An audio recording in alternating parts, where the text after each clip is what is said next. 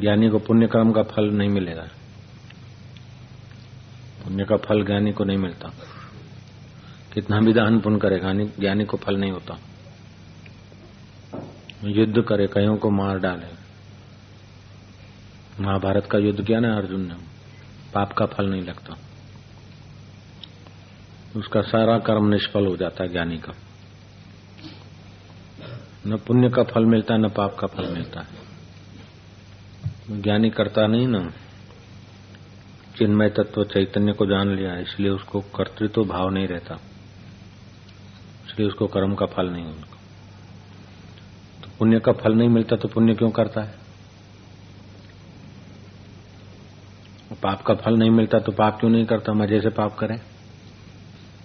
और पुण्य करने में तो खर्चा होता है, पाप करने में क्या? नहीं, ज्ञानी को पुण्य का फल नहीं मिलता, लेकिन वो ज्ञानी होने के पहले पुण्य करते करते वो ज्ञानी हुआ है, इसलिए पुण्य कर्म करने की उसकी आदत है। पाप कर्म छोड़ा, पुण्य कर्म में प्रीति हुई और पुण्य ईश्वर अर्पण किया, तभी तो उसको ज्ञान में प्रवेश मिला, ज्ञानी हुआ, गुरु की कृपा हुई, ज्ञानी हुआ। जैसे पहलवान होता है ना, बूढ़ा हो जाए फिर चाहे कुश्ती न भी करे, फिर भी कहीं कुश्ती होती होगी तो देखने जरूर चला जाएगा। खाता कौन है वो ज्ञानी सब जानता है। हाँ जी, कोई जबरन भूखा रखे तो परेशानी होगी, देखो ऐसा ड्यूटी है, अभी तक खाया नहीं, रोटी नहीं मिलती, ये क्या धंधा, ये क्या नौकरी, ये क्या सत्संग, ये क्या संतपना। और अपने खुशी से करते तो कोई प्रॉब्लम नहीं।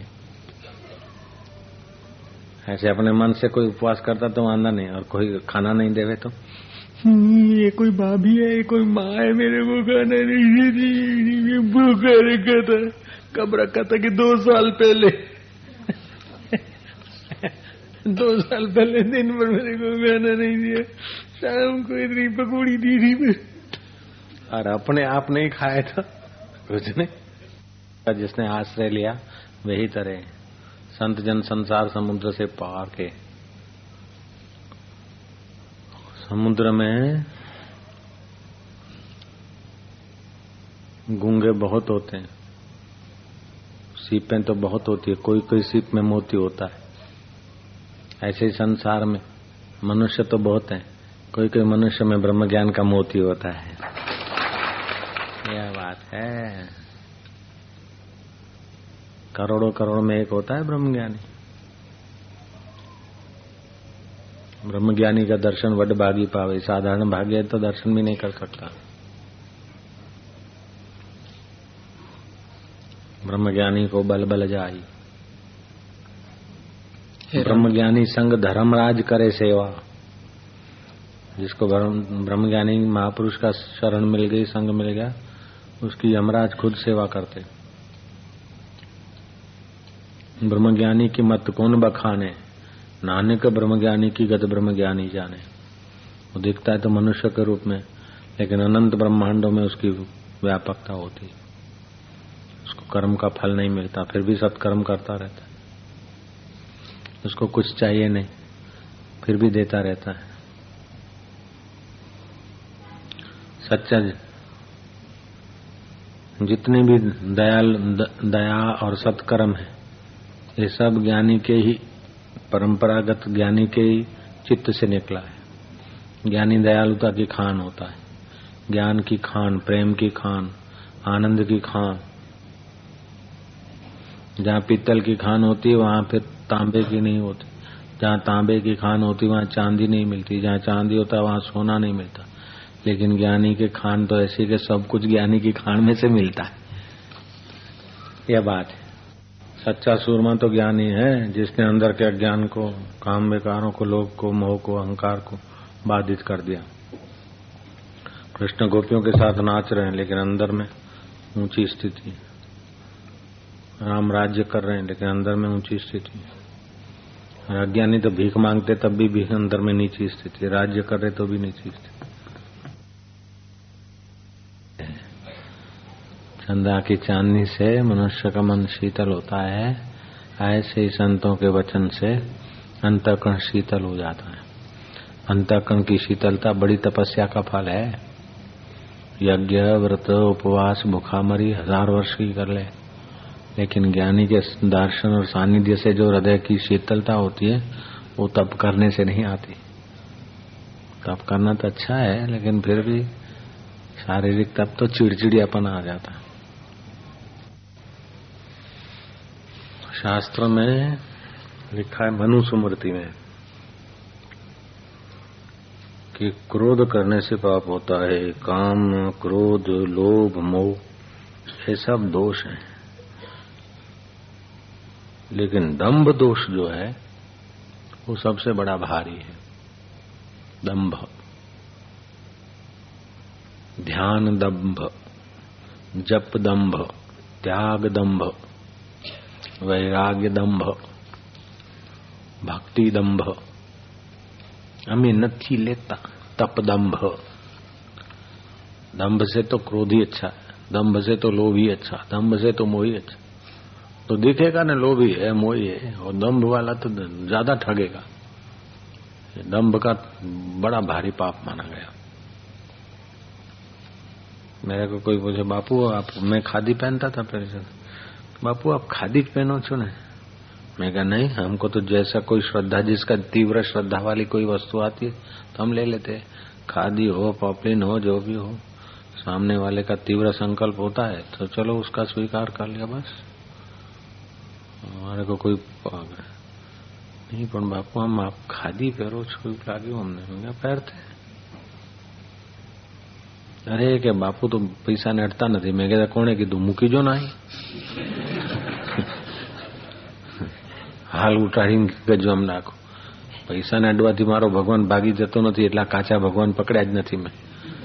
ढोंग क्यों करना? पैसे को नहीं अड़ते, अड़ते लेते देते करते। दम्भ क्यों करना? नहीं लेते तो नहीं लेते, जब मौज आए तो नहीं भी लेते। कोई गरीब गुरबा रखता तो मना कर देते, कोई चीचू मीचू करके रखता तो नहीं लेते। और कोई सेठ है और उसका बड़ा फायदा भी और नहीं रखता तो उसको टोकते भी कि पैसा भाड़े का नहीं तो हम देवे। फिर उसको याद आ जाता है कि रखना चाहिए, रखवा लेते। लो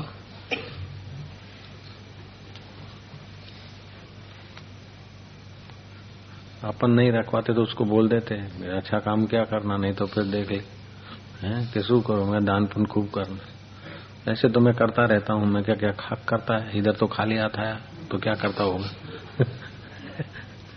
बोल देते।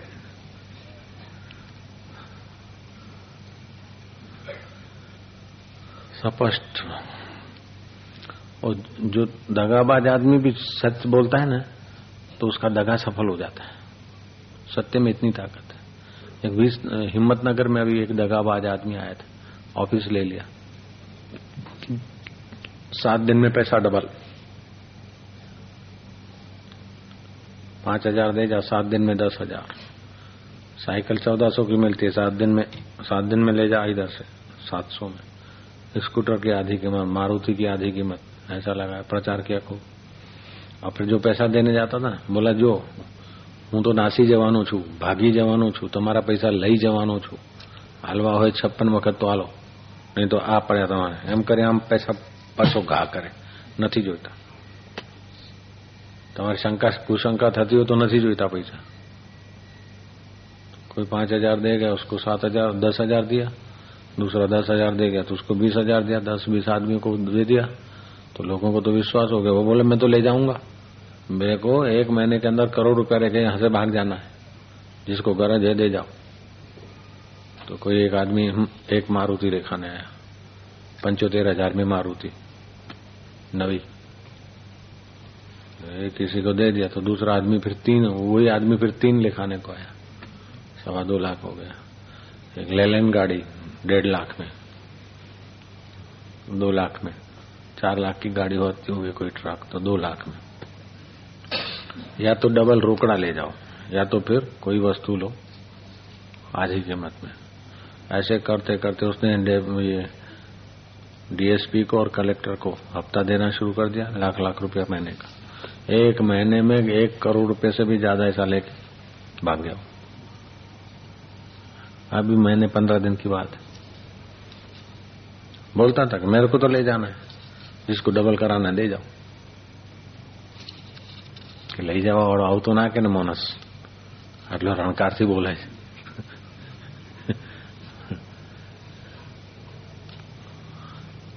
दूसरा एक आदमी आया वहां का कहीं का नडियाद बाजू का कि बाबू क्या हुआ कि मैं एक मानस ने 25,000 आप्या था मेरा जता मैं क्यों दिया था बोले डबल करवा आप्या था.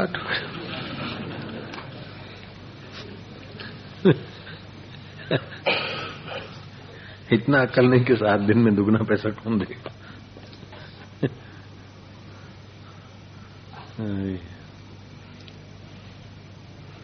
जहाँ लोभिया हो ત્યાં दूतारा भूखे ना मरे.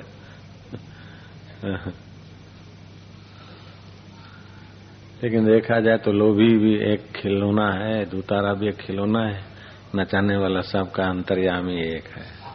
लोभी भी मर जाएगा, दूतारा भी मर जाएगा, माल यहीं रह जाएगा. और एक दिन परलय होगा तो माल भी यहाँ सफा हो जाएगा.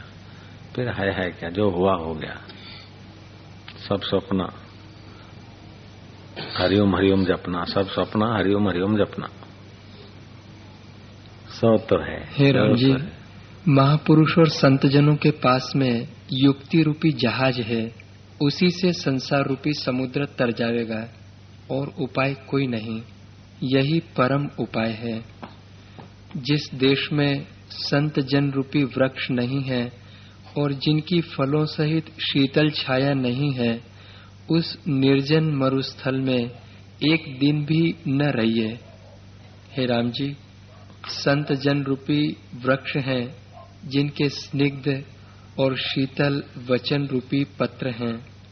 प्रसन्न होना सुंदर फूलों के समान है और उनका निश्चय उपदेश रूपी फल है. जब छोड़ दिया परम पद में, आत्मा में विश्रांति पाया, ये मेरे को पाना है, ये मेरे को छोड़ना है, सहज में जो होता है हो जाओ. जो दुख मिलना होता है आएगा. दुख चाहते नहीं फिर भी ढूंढ लेता है, तो सुख नहीं चाहो तो भी अपने आप आके ढूंढ लेगा. इसमें सुख के लिए हाय हाय क्यों करना, कूड़ कपट क्यों करना, दगाबाजी क्यों करना. दगा नहीं सका. लोग समझते झूठ कपट से आदमी सुखी होता है. अरे प्रारब्ध से सुख टिकता है, नहीं तो भाग जाता है. झूठ कपट से तो सुख खोखला होता है. कोई भी मनुष्य झूठ कपट से सुखी हुआ हो ऐसा हम नहीं मानते. हाँ, उसके प्रारब्ध से सुखी हुआ होगा अलग बात है. झूठ कपट सुख का कारण नहीं. सुख का कारण है पुरुषार्थ. पुरुषार्थ से धन आता है. ईमानदारी के पुरुषार्थ से धन आता है. दान पुण्य करने से धन बढ़ता है और इंद्रिय संयम करने से धन स्थिर होता है. दूसरे को मान देने से. ब्रह्मा जी ने कहा ले बेटा तू तपस्या किया तो मैं तेरे को 2 थैला देता हूँ, एक तो रख पीछे और एक रख आगे. पीछे वाले में क्या है कि अड़ोसी पड़ोसी दूसरों की बुराई है, वो तो रखो पीछे, देखो ही मत, नहीं तो अशांत होगा, चिंता होगी, टेंशन होगा, मन खराब होगा. बुराई तो वो करे, बुरे काम तो वो करे. आ मानस આવો છે, આ માનસ આવો છે, આ માનસે આવું કર્યું, આ માનસે આવું કર્યું. ये बात तो एकदम पीछे रखो. और दूसरा थैला दिया आगे लटकाने का. उसमें क्या है कि अपनी कमियां देखो, उसको निकालो और दूसरों की कमियां पीछे डाल दो. 2 थैले दिए, एक पीछे लटका दे, एक आगे. आगे लटकाओ तो दिखे अपनी कमियां, और पीछे लटका दो तो बस दूसरों की कमी न देखो, अपना गुण न देखो, महान बन जाएगा. अपनी कमी को रखो मत और दूसरे की कमी को देखो मत, महान बन जाएगा. आप देखते हो तो गुरु की नजर से देखो. गुरु दूसरे की कमी देखेगा तो उसकी कमी निकाल के उनकी भलाई चाहेगा, और साधारण आदमी उसकी कमी देखेगा तो उसकी कमी का चिंतन करके खुद में कमी ले आएगा. मूर्ख. गुरु अपने में नहीं आने देता दूसरे पे कमी. अब हम थोड़े जाएंगे भुआ भोपा के पास, जो जाते हैं उनको टोकते हैं, तो उसका मतलब है थोड़ी कि हम जाएंगे. सतनाम श्री हरि वाहिगुरु जी की खालसा, वाहिगुरु जी की फतेह. पढ़ो तो क्या देख रहा है. हे राम जी, हृदय कल्पतरु है. ऐसा वृक्ष जो राग द्वेष आदि सर्पों से रहित अपना है, हृदय कल्प तरु है, जैसा चिंतन करता है ऐसे ही बन जाएगा। शत्रु का चिंतन करेगा तो हृदय खराब होगा, मित्र का चिंतन करेगा तो आसक्त होगा, आत्मा का चिंतन करेगा तो परमात्मा रस जगेगा। हृदय कल्प तरु है। શું કરે આ મોનસ આવો છે, દુનિયા બગડી ગઈ છે, પેલો લુચ્ચો છે, ફલાણો આ છે। अरे महालुच्चा हो, महाबदमाश हो, लेकिन तुम दृढ़ता से देखो कि ये तो बहुत अच्छा आदमी है, बहुत सज्जन है। तुम्हारे लिए तो उसका सज्जन गुण काम करेगा, लुचाई करेगा, दूसरों से करेगा। महाकर्ता, महाभोक्ता और महात्यागी ज्ञानी होता है। महाकर्ता कैसे कि सब शरीरों में जो चैतन्य सत्ता है वो है, इसलिए सब जो क्रिया है उन्हीं की सत्ता से, आत्मा की सत्ता से होती है। अपने को आत्मा मानते जानते, इसलिए महाकर्ता है। महाभोगी है, ज्ञानी जैसा भोगी दुनिया में कोई नहीं मिलेगा। भोगी क्या खाक भोगता है तो मरता है, बीमार होता है। ज्ञानी हजारों शरीर से भोगता है और स्वस्थ रहता है। बाला महाभोक्ता, योग वशिष्ठ में आती है बात। महात्यागी, किसी ने तो घर छोड़ा, किसी ने दुकान छोड़ा, किसी ने कुछ छोड़ा, किसी ने तो कपड़े छोड़े, लंगोटी पहनते। ज्ञानी ने तो पूरा शरीर को मैं मानना छोड़ दिया, मान इंद्रियों को भी छोड़ दिया। ऐसा त्यागी, ज्ञानी जैसा त्यागी कोई नहीं मिलेगा। कोई निमक त्यागी, कोई अन्न त्यागी, कोई फल त्यागी, कोई घर त्यागी। ज्ञानी ने तो देह इंद्रियां मन को ही त्याग दिया, उससे परे बैठा अपने स्वरूप। ज्ञानी जैसा त्यागी नहीं मिलेगा। राज करता हुआ भी त्यागी है, ज्ञानी जैसा कोई त्यागी नहीं मिलेगा। ज्ञानी जैसा कोई भोगी नहीं मिलेगा। ज्ञानी जैसा कोई हितैषी नहीं मिलेगा। और ज्ञानी जैसा कोई दंड देने वाला सूरवीर नहीं मिलेगा। ज्ञानी का दंड ऐसा है कि तौबा हो जाए। अगर कोई ज्ञानी को सता और ज्ञानी के हृदय से उफ निकल जाए, पति गया, उसका खानदान नहीं चलेगा आगे। ऐसा दंड तो 302 वालों को भी नहीं मिलता। ऐसा होता है ज्ञानी का दंड। आकाश को भी ढांप के रहता है ज्ञानी। जैसे ये मंडप में फुग्गा है, तो मंडप की विशालता के आगे फुग्गा क्या है? ऐसे ही ज्ञानी की व्यापकता के आगे आकाश भी कुछ नहीं। सूरज के वजन के आगे पृथ्वी का वजन कुछ नहीं, और पृथ्वी के वजन के आगे तुम्हारे घर का और टैंकर और ट्रैक्टर का वजन तो कुछ भी नहीं।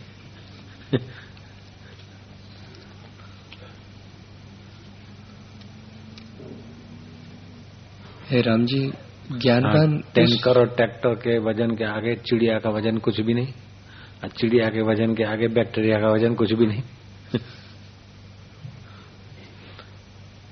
एक मक्खी बैठी थी भैंसे के सींग पे, थोड़ी देर में दूसरे सींग पे बैठी। मक्खी ने कहा कि भैया, मैं बहुत देर से तुम्हारे सींग पे बैठी हूं, आपको कष्ट होता होगा इसलिए मैं तुम सींग बदल रहे हो, माफ करना, अभी थोड़ी देर में बैठ सकती हूँ। भैंसे ने कहा मेरे को तो पता भी नहीं कब से तू बैठी, और तेरे सब सगे वालों को भी लिया। तो क्या थी बैठी थी भाई, मन खबर नहीं। ऐसे ज्ञानी के ब्रह्म के अंदर ये माया प्रकृति कब से बैठी कोई पता नहीं। चलो क्यों कह रहे हैं? आश्चर्य, आश्चर्य श्रोता है वक्ता से कुशल हो।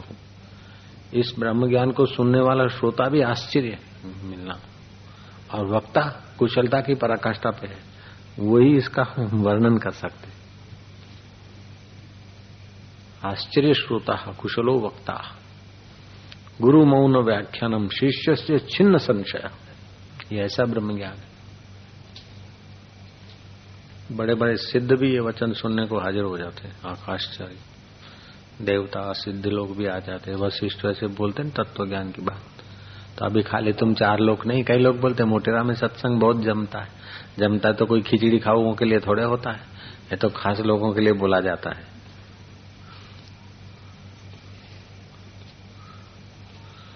कड़ी बेसन की बनती है और हरी मिर्च पड़ती है। हाँ,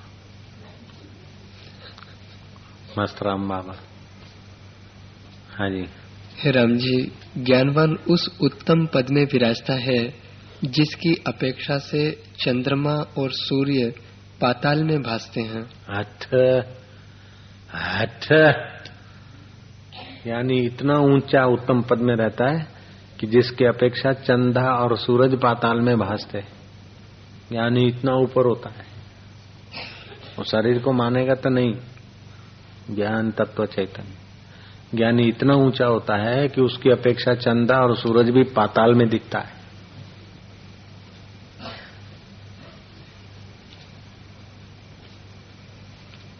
हे राम जी, सारा जगत उसके एक अंश से कल्पित है। इसकी उपमा तृण के समान भी नहीं होती। सारा जगत उसके ज्ञानी के एक अंश में बैठा है। उसकी उपमा, जगत की उपमा तिनके के बराबर भी नहीं। जैसे दुनिया भर को एक तरफ और तिनका, तो क्या ऐसे ज्ञानी की व्यापकता और जगत तिनके जैसा। जॾहिं लदो मुंह आत्म हीरो जग थी वयो सवा कसीरो। लेकिन व्यवहार में ज्ञानी भी अज्ञानी जैसा ही खाएगा, पिएगा, दुखी सुखी होगा, हंसेगा, रोएगा। ज्ञानी को दोनों अनुभव है, अज्ञान दशा का व्यवहार का भी और ज्ञान दशा का भी। जैसे द्विभाषी है, गुजराती बोलता है, हिंदी भी जानता है फुल। हिंदी भाषी गुजराती बोलता है तो क्या उसकी हिंदी चली जाती है क्या? और जब हिंदी बोलता है तो कहीं गुजराती भाग गई क्या? ऐसे ही अज्ञानी के जैसा खाएगा पिएगा तो उसका ज्ञान भाग गया क्या? और ज्ञान में रहेगा तो क्या उसका व्यवहार भाग जाएगा क्या? दुभाषिया जैसा होता है ज्ञानी का अपना अनुभव। ताओं के पास जो अमृत है वो तो क्षीर समुद्र को मंथन किया, उसके बाद निकला है, खारी जगह से निकला है। लेकिन संत के हृदय से जो परमात्मा भक्ति, परमात्मा रस की बातें निकलती तो प्रेम से निकलती। राम जी बोलते हैं, गुरुवर आपकी वाणी अमृत से भी ज्यादा ऊंची, हृदय को शीतलता देती है। और चित्त की शीतलता बड़ी तपस्याओं का फल है, बड़े पुण्यों का फल है हृदय की शीतलता। चंद्रमा गौण शीतल है, वो हृदय की तपन नहीं मिटाता है। लेकिन संत का संग, संत की वाणी हृदय की तपन मिटा देती। पूछा गया कि असली अमृत कहाँ रहता है? किसी पंडित ने कहा, राजा भोज को असली अमृत स्वर्ग में है। तो स्वर्ग का अमृत पीने के बाद देवताओं के पुण्य नष्ट होते हैं तो फिर मरते क्यों? दूसरे पंडित ने कहा, असली अमृत नागों की मणियों से निकलता है, नागों के पास। तो नाग खुद जहरी कैसे? किसी शिखर पंडित ने कहा कि ललनाओं के होठों में, मुस्कान में अमृत है। तो फिर ललनाएं क्यों मरती है और उनके ललना के लाडले क्यों मरते हैं?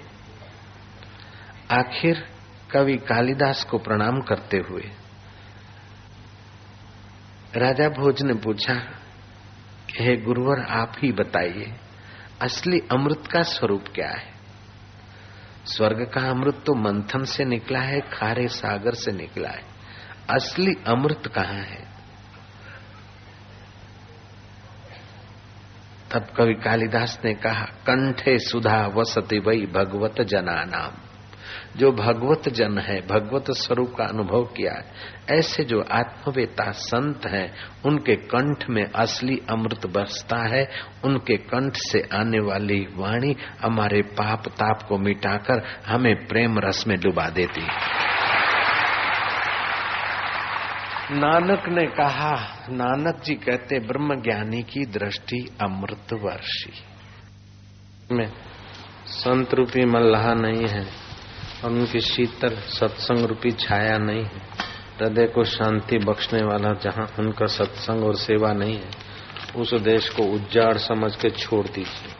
और जिस देश में संत रूपी मल्लाह रहते हैं और सत्संग रूपी स्नेह सरिता बहाते हैं अथवा शीतल छाया है, उस देश में खाने को भोजन न मिले तो चांडाल के घर की भिक्षा ठीकरे में लेकर खाइए और संतों का संग पाइए, अन्य ऐश्वर्यों से बड़ा है, ऐसा वशिष्ठ जी कहते हैं। सत्संग की ऐसी बड़ी महिमा है, संत सानिध्य की ऐसी बड़ी महिमा है। खाने को भोजन न मिले, रहने को घर न मिले, लेकिन सत्संग मिलता है तो भिक्षा करके भी भोजन कर लीजिए, एक टाइम ही सही। और जहां नींद आए वहां पड़ जाइए, एक टाइम नींद भी कर लीजिए 5-4 घंटे। और सत्संग मिलता है तो वो ऊंचे में ऊंची स्थिति है। जिस देश में संत रूपी मल्लाह नहीं, सत्संग रूपी वृक्ष नहीं, उस देश को उजाड़ समझ के त्याग दीजिए। राम जी, संत जन रूपी वृक्ष हैं, जिनके स्निग्ध और शीतल वचन रूपी पत्ते हैं, उनका प्रसन्न होना ही सुंदर फूल के समान है और निश्चय उपदेश रूपी फल है। जब यह पुरुष वही फूल है और आत्मनिश्चय के जो किरण बहाते हैं वही फल है। जीवन का फल समझो, पुण्य का फल समझो, सत्कर्म का फल समझो कि संत का सानिध्य। पापी आदमी को संत का सानिध्य नहीं मिल सकता, मिले तो टिक नहीं सकता। वो पापी भी टिक गया तो पापी नहीं रह सकता। वो सत्संग संत से कुछ न मांगे तो इतना सारा मिल जाता है, नहीं तो इतने दूर दूर से कौन आता है, गाजियाबाद, दिल्ली, इधर उधर कोई। आजकल तो कलयुग है, विषय विकारों में उलझा हुआ जीव है। जरा जरा बात में श्रद्धा डगमगा दे ऐसा तो वातावरण है, फिर भी इतने हजारों की संख्या में आते हैं। प्रतिकूलताएं सह के भी मजा से रह लेते हैं और दिल में फरियाद नहीं, चेहरे पे शिकन नहीं और मन में खटकाव नहीं, बड़ा आनंद आता है। ये तो प्रत्यक्ष है, कुछ न मांगने पर भी इतना मिल जाता है कि मनमानी 12 साल की सेवा पूजा करो, उसका फल एक तरफ, और यहाँ 3 दिन में 12 घंटे मिलते, सुबह शाम मिला के 12, 14, 15 घंटे कहाँ का कहाँ पहुंचा देता है। सत्संग एक जहाज है, मनमानी साधना है बैलगाड़ी है। बैलगाड़ी में 12 साल बैठो और जहाज में 12 दिन ही बैठो, वो तो गया। ऐसा जीवन में करके जाना चाहिए कि अपने पद चिन्हों पे दूसरों को सुख शांति मिले। किसी ने पेड़ बोया तो हमने फल खाया, छाया पाया, तो हम भी कुछ कर जाए कि दूसरा भी फल खाए, छाया पाए। जीवन का फल ये है। इसीलिए समिति बनाते साधक लोग सेवा के लिए। बड़ा कहलाने के लिए समिति नहीं बनाते हैं, बड़प्पन मिटा के बड़े की रहमत पाने के लिए समिति बनाते। और जहाँ बड़प्पन की लड़ाई होती है वो सेवा के बहाने अखाड़ा बन जाता है, राजकारणी। हमारे साधकों को बड़प्पन की परवाह नहीं है, बड़े में बड़ा जो ईश्वर है उसकी प्रसन्नता के लिए सेवा करने में रुचि। जिन सेव्या तिन पाया मान। हे राम जी, जिस पुरुष से शांति प्राप्त होती है उसकी भली प्रकार से सेवा करनी चाहिए। महापुरुषों से शांति प्राप्त होती है, उनकी भली प्रकार सेवा करनी चाहिए। उनका बड़ा उपकार है कि संसार रूपी समुद्र से निकाल लेता है। संत जन और सतशास्त्र भी वही है जिनके विचार और संगति से संसार से चित्त उसकी ओर हो, और मोक्ष का उपाय भी वही है जिससे और सब कल्पना का त्याग कर अपने पुरुषार्थ को अंगीकार करे। हे राम जी, जिस वस्तु की जीव वांछा करता है और इसके निमित्त दृढ़ पुरुषार्थ करता है तो अवश्य उसको पाता है। बड़े तेज और विभूति से संपन्न जो भी तुमको दृष्टि आता है और सुना जाता है वह अपने पुरुषार्थ से ही हुआ है, और जो महानिकृष्ट सर्प, कीट आदि तुमको दृष्टि आते हैं उन्होंने अपने पुरुषार्थ का त्याग किया है, तभी ऐसे हुए हैं। जैसा आया कर लिया, जैसा आया भोग लिया, तो फिर मरने के बाद सर्प, मेढक आदि पशु आदि योनियों में भटकना पड़ता है। और जिनने पुरुषार्थ किया वे उच्च गति को प्राप्त हुए, उत्तम पुरुष हुए, देवता हुए। देवता होने की भी इच्छा नहीं तो देवों का देव महादेव का स्वरूप बन जाते हैं, ज्ञान पाकर ब्रह्म ज्ञानी हो जाते। ब्रह्मा विष्णु महेश जिस अनुभव में है उसी अनुभव में वो टिक जाता है, वो साक्षात ब्रह्म स्वरूप हो जाता है। उसको तो ब्रह्मा विष्णु महेश भी स्नेह करते, भला भला चाहते कि आज ये हमारे स्वरूप हुए। ब्रह्म ज्ञानी और ब्रह्मा विष्णु महेश तीनों की एक ही अनुभूति होती है, चारों की। जो शंकर भगवान को अनुभव है वही ब्रह्म ज्ञानी गुरु को, सदगुरु को अनुभव होता है।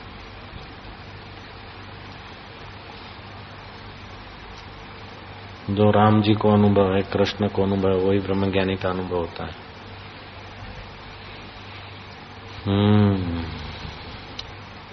राम जी, आत्मानंद ऐसा पद है जिसके आनंद की ओर ब्रह्मा विष्णु रुद्र आदि सभी ज्ञानवानों की वृत्ति सदैव दौड़ती है।